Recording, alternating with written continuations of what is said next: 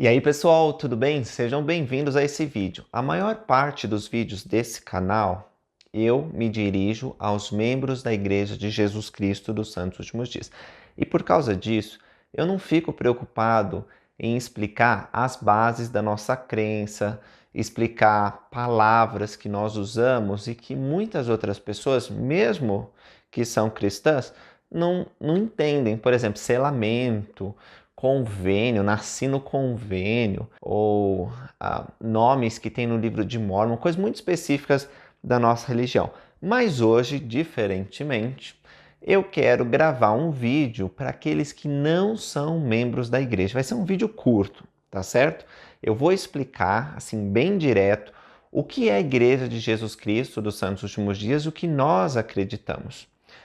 Para me ajudar nisso, eu vou usar um texto que faz parte das nossas escrituras e que as criancinhas, desde o comecinho, quando elas estão na primária, que é a organização para as crianças na igreja, elas aprendem, se chama regra de fé.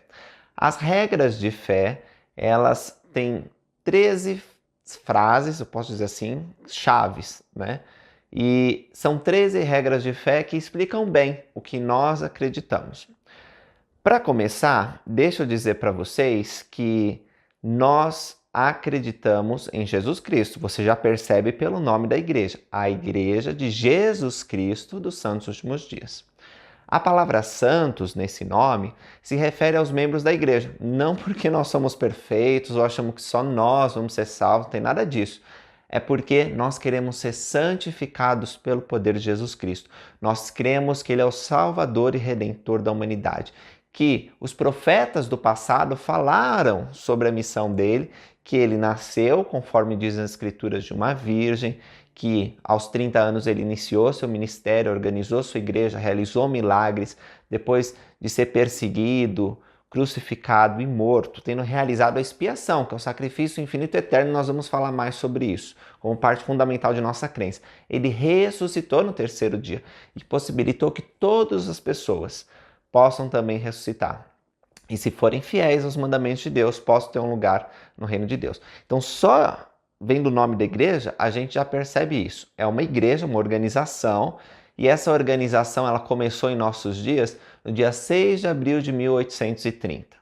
É importante que tenha uma organização formal, tinha só 6 pessoas, né? Tinha mais pessoas, mas que assinaram para organizar a igreja naquela casa bem pequenininha no interior dos Estados Unidos, só 6 pessoas, no dia 6 de abril de 1830. Desde lá, a igreja cresceu assim muito. A Igreja de Jesus Cristo ela está no mundo todo, é uma igreja mundial. Tem, sei lá, quase 17 milhões de membros ou mais, eu nem sei, já até perdi a conta. O livro de Mórmon, que é um livro sagrado junto com a Bíblia, e nós vamos falar mais, ele já está traduzido em mais de 100 idiomas.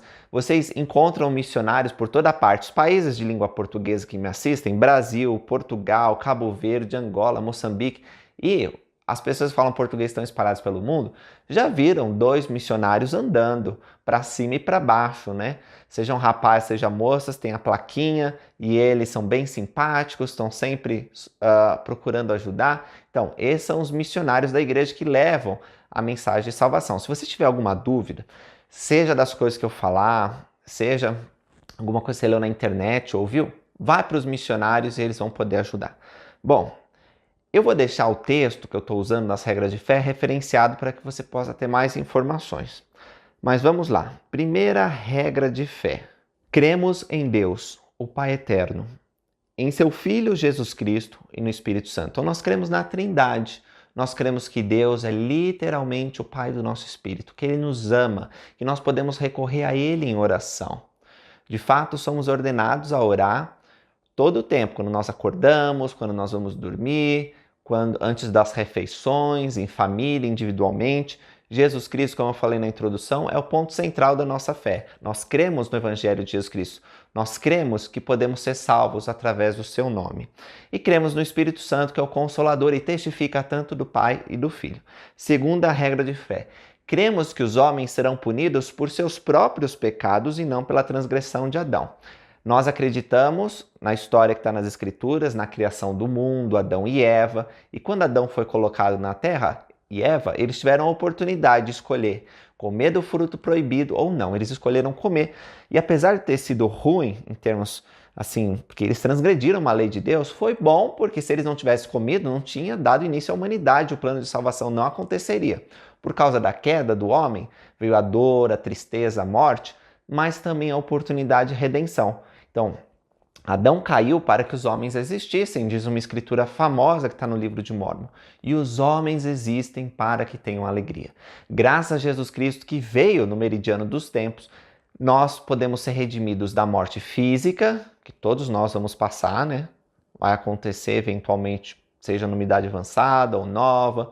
Vamos morrer. A carne vai voltar ao pó. E o espírito vai voltar a Deus. Mas nós podemos ser ressuscitados pelo poder de Cristo. Todas as pessoas, boas ou más, serão revividas por Jesus Cristo. E um outro ponto importante é que também Cristo venceu a morte espiritual, o pecado. Se nós exercemos fé nele, nos arrependemos e guardarmos os mandamentos, nós então seremos perdoados e no fim salvos no reino de Deus. Cremos que por meio da expiação de Cristo, expiação é o sacrifício infinito e eterno que Jesus Cristo, só ele, por ser unigênito, o único filho de Deus, podia realizar. Lucas, mas você não falou que todos somos filhos de Deus? Somos, mas o único que nasceu aqui na mortalidade como filho de Deus foi Jesus Cristo, tinha parte de Maria, parte de Deus. Por causa disso, ele tinha certos atributos e poderes que podia realizar um sacrifício infinito. Ele podia sofrer pelas dores, tristezas, aflições de toda a humanidade que já tinha vivido, que vivia naquele momento, que viveria ainda, de mundos infinitos criados pela mão de Deus. E depois desse sofrimento imenso, ele podia, se resistisse, apresentar então a misericórdia. E aqueles que se arrependessem não iam sofrer mais os danos de seus pecados, porque Cristo já tinha sofrido por eles e podiam ser libertos. Mas Cristo deu as condições do arrependimento. Então, se exercemos fé nele e guardarmos seus mandamentos, teremos a misericórdia de Deus. A expiação é a doutrina central da nossa fé. Então, é muito importante a gente estudar ela sempre, sempre tem mais o que aprender. Diz aqui que por meio da expiação de Cristo, toda a humanidade pode ser salva pela obediência às leis e ordenanças do Evangelho. As ordenanças estão mencionadas aqui no próximo, né, as iniciais, aqui na próxima regra de fé. Diz o seguinte: cremos que os primeiros princípios e ordenanças do Evangelho, Evangelho é o plano de salvação, são as boas novas que Deus anunciou. São, primeiro, fé no Senhor Jesus Cristo. Segundo, arrependimento, que é mudança de coração, de mente, não ter mais disposição de fazer o mal. Terceiro, batismo por imersão para a remissão dos pecados. Então nós precisamos ser batizados por alguém que tem autoridade, não é qualquer batismo e não é de qualquer forma. Tem que ser da mesma maneira que Cristo foi batizado. E então vamos receber a imposição de mãos para o dom do Espírito Santo. O Espírito Santo é tão importante que uma vez perguntaram para Deus qual é a diferença da sua igreja para as demais, né? E ele estava, inclusive, na frente do presidente dos Estados Unidos quando ele deu essa resposta. Ele disse: nós podemos diferenciar a nossa igreja das demais pelo modo que é dado o Espírito Santo e como ele se manifesta na vida dos membros. Quinta regra de fé: cremos que um homem deve ser chamado por Deus, por profecia e pela imposição de mãos por quem possui autoridade para pregar o evangelho e administrar suas ordenanças. Essa regra de fé é muito relevante. Por quê? Quando Joseph Smith era jovem, ele tinha 14 anos. Ele estava procurando saber como ser salvo. Ele queria saber essas coisas e houve, no lugar que ele morava, um alvoroço por questões religiosas e ele não sabia qual igreja se unir. Porque ele pensava assim: para mim ter salvação, preciso me unir a alguma igreja. Mas qual que é a igreja certa? Se todos ficam brigando, se eles interpretam a passagem da Bíblia de uma maneira diferente, então como é que é? E aí ele foi procurar. Quando ele decidiu, por ter lido uma escritura em Tiago 1,5 que diz: se alguém tem falta de sabedoria, peça a Deus, ele foi e perguntou a Deus. E Deus disse: essas igrejas que estão estabelecidas na terra não são a minha igreja. As pessoas não têm autoridade para ensinar e para administrar as ordenanças do batismo, do dom do Espírito Santo. Então Joseph esperou até que mensageiros especiais como João Batista, que batizou Cristo, Pedro, Tiago e João, os apóstolos originais de Cristo, apareceram como seres ressurretos e deram autoridade por imposição de mãos a Joseph. Então Joseph recebeu o sacerdócio, que é o poder de Deus, a autoridade, de quem antes já tinha. E aí ele pôde passar essa autoridade em diante. Os homens da igreja que têm o sacerdócio receberam a autoridade de alguém que já tinha e podem traçar essa linha até Joseph Smith, que recebeu de Pedro, Tiago e João, que receberam do próprio Salvador Jesus Cristo. Então nós cremos nisso. Nós cremos que um homem chamado por Deus precisa da parte de profecia? Precisa receber revelação para saber se aquela pessoa vai ser chamada por Deus ou não. Mas não é o fato de ter um sonho ou de ouvir uma voz que você já é autorizado a pregar. Você precisa receber essa autoridade de quem já tenha recebido antes. Tá certo? E isso é para pregar o evangelho e administrar as ordenanças. Então, as ordenanças do batismo, do dom do Espírito Santo, a bênção de cura, todos os dons mencionados nas Escrituras nós cremos, mas é preciso uma ordem. Na Igreja de Deus nós temos a ordem do sacerdócio. Sexto, ligado a essa doutrina, a sexta regra de fé. Cremos na mesma organização que existia na igreja primitiva, quer dizer, na igreja que o próprio Senhor Jesus Cristo organizou. Tem gente que pensa que Cristo não organizou nenhuma igreja.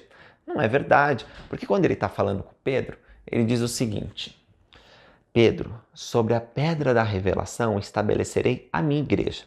Cristo, ele não fala estabelecerei um culto, uma seita, ou você vai estabelecer a sua igreja. Pedro, ele fala estabelecerei a minha igreja. Então ele está falando de uma organização formal. Ele quer que os discípulos se reúnam, não é uma filosofia, não é uma ideia, é uma organização. E aí Pedro e os demais apóstolos, depois que Cristo ascende aos céus, continuam a pregação e organizando ramos da igreja em toda parte. Então nós cremos que nessa mesma organização, e como que era organizado? A gente vai aprender depois, por causa de Pedro e Paulo, como que era organizada a igreja do passado. Nós sabemos que tinham, por exemplo, apóstolos, profetas, pastores, mestres, evangelistas, e a mesma coisa tem na igreja hoje. Nós temos um profeta, nós temos 12 apóstolos. Isso é maravilhoso. Logo que a igreja foi organizada, o Senhor já deu revelação de que os 12 apóstolos deviam ser chamados, e mais tarde foram.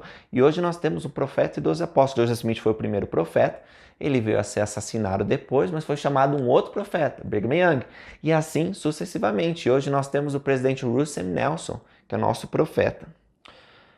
Nós cremos no dom de línguas, profecia, revelação, visões, cura, interpretação de línguas, etc. Os dons mencionados nas Escrituras, eles acontecem em nossos dias também. E sou testemunha de que essas coisas são reais. Mas na nossa igreja, você não vai lá numa reunião e vai ver as pessoas pulando, gemendo, caindo de forma... Isso não tem. Nós não acreditamos nesse tipo de manifestação. Nós procuramos ser serenos e sabemos que o Espírito Santo, ele manifesta coisas extraordinárias, mas a casa de Deus é uma casa de ordem. Nós cremos nessas manifestações e muitas vezes nós não falamos sobre elas por serem sagradas demais. Então mantemos ela, sim, guardada no nosso coração, e quando o Espírito nos inspira, nós compartilhamos essas coisas especiais. Cremos ser a Bíblia a palavra de Deus. A Bíblia é um livro sagrado e é o nosso livro principal. Veja, se não fosse a Bíblia, Joseph Smith nunca teria restaurado o Evangelho, sido instrumento de Deus para trazer tanta restauração, porque foi através da passagem da Bíblia de Tiago 1,5 que ele foi recorrer a Deus.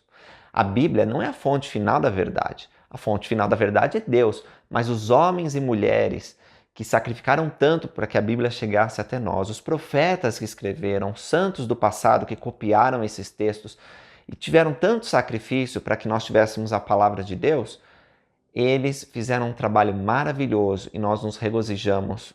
Mas a Bíblia em si, também o livro de Mórmon, Doutrina e Convênios, não é o final.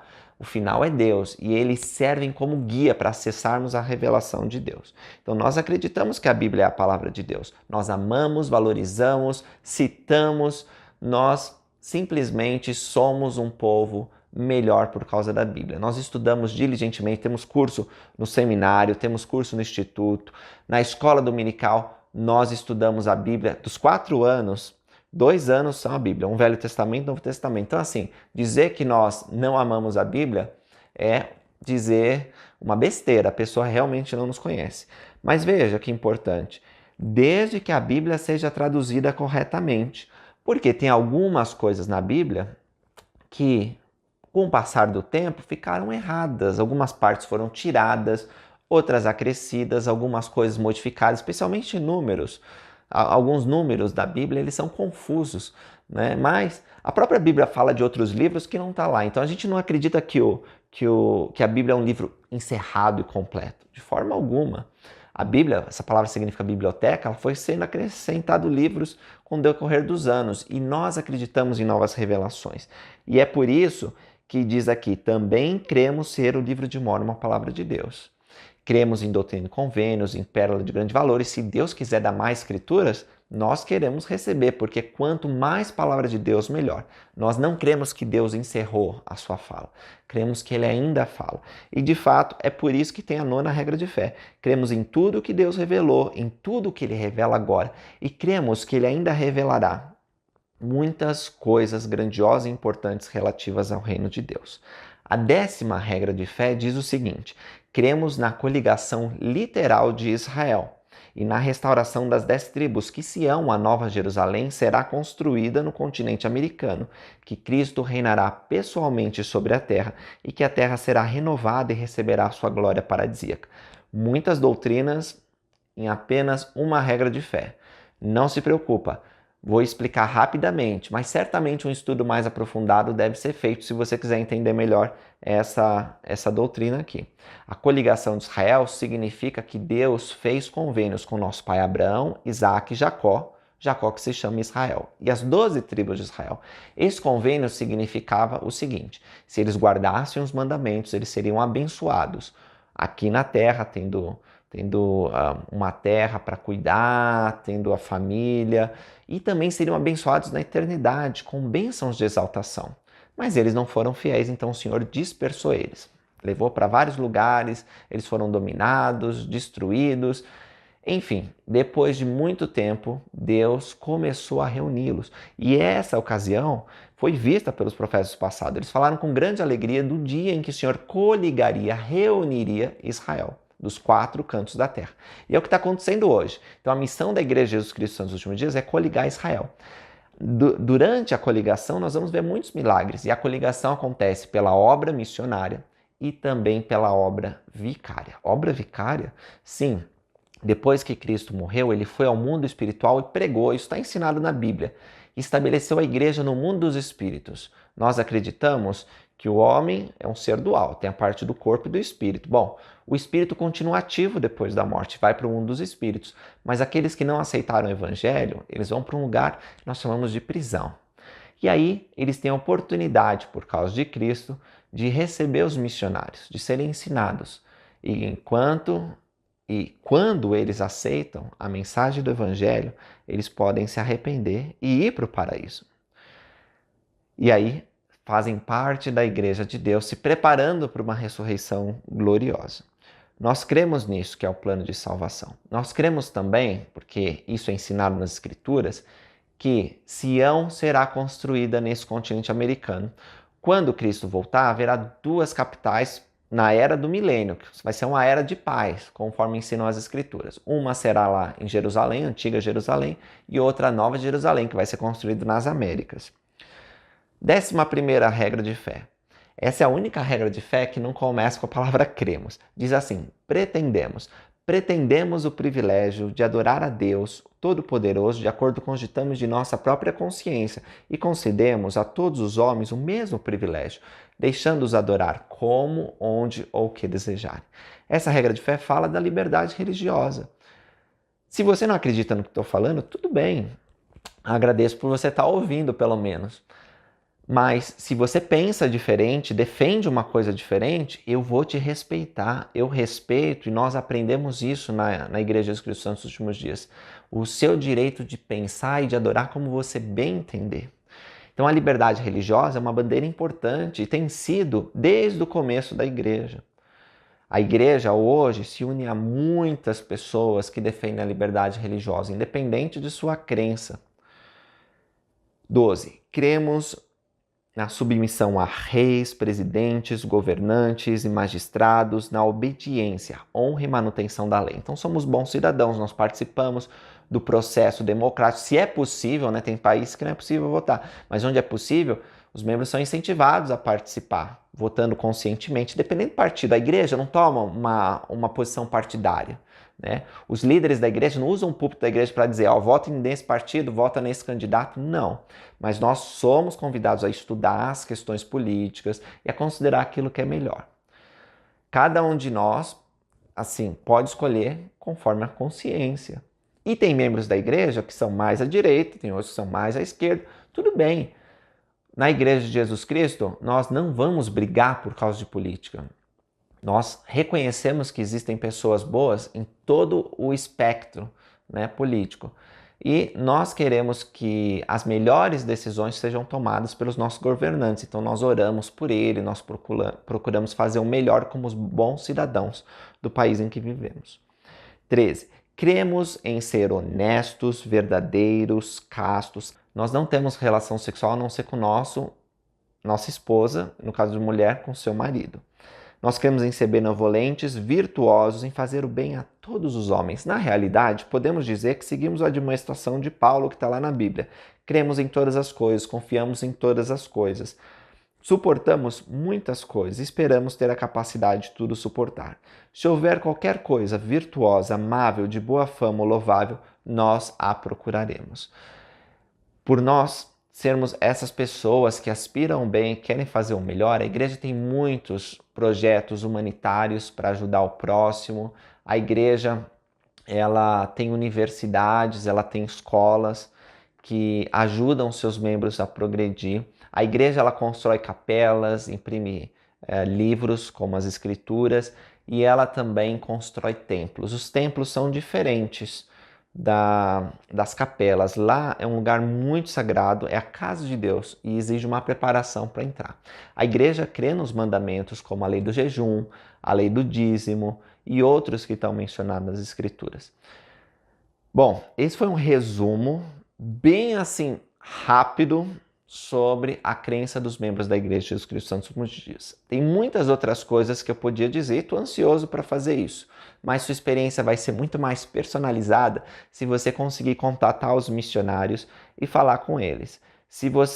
Eu vou deixar um link aí para que você possa falar com os missionários, mas se tiver alguma coisa específica que eu possa ajudar, menciona aí também nos comentários, que eu vou procurar trazer através de um vídeo ou através de uma postagem num blog, tá certo? Agradeço por vocês terem assistido. Se você é um membro da igreja e assistiu e quer compartilhar isso com seus amigos para explicar quais são nossas crenças básicas, fica à vontade.